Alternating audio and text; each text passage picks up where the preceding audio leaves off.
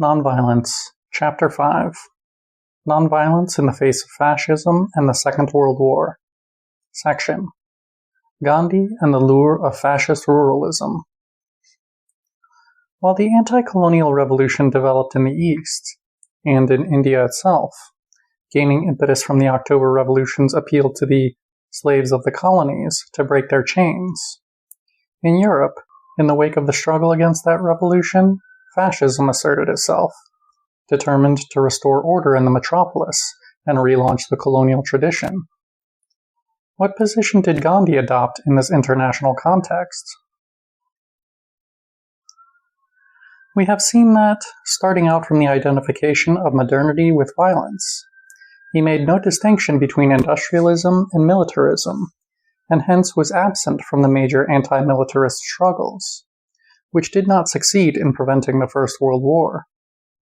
This failure to differentiate continued to have a negative impact in subsequent decades. As late as March 1936, when the rearmament of Nazi Germany was in full swing, and militarism and chauvinism assumed ever more disturbing forms, the Indian leader repeated his conviction that he who does not believe in handicrafts, and allowed himself to be seduced by large-scale industry, was not a genuine follower of nonviolence. Thus is explained Gandhi's naivety about fascism and Mussolini, who was apparently characterized by him in an interview dating from September 1931 as "Savior of the New Italy." A letter to Romain Rolland on the 20th of December of the same year helps clarify the meaning of this tribute. What is immediately apparent is the judgment it expresses on the Duce. Quote, "Many of his reforms attract me." End quote. Particularly appreciated were, quote, his opposition to superurbanization and measures for the peasant class, inspired by his passionate love for his people. End quote. This benevolence is explained by the interpretation of fascism as synonymous with reversion to rural existence and rejection of detestable modern industrial civilization.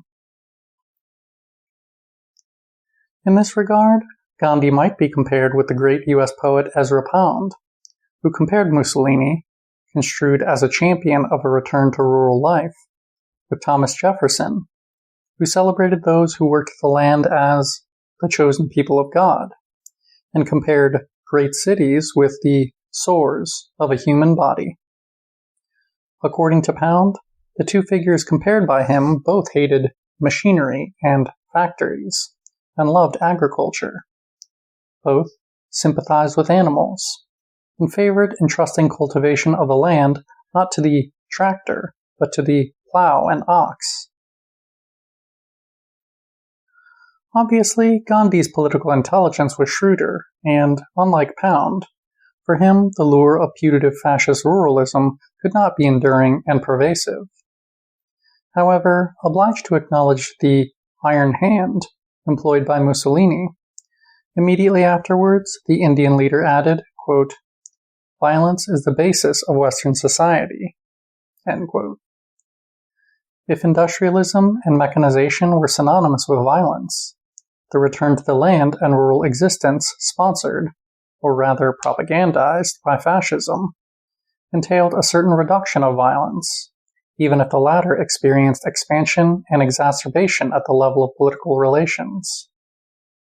Dilation of the concept of violence, and its condemnation in principle, made orientation during the 20th century's major historical crises difficult for Gandhi.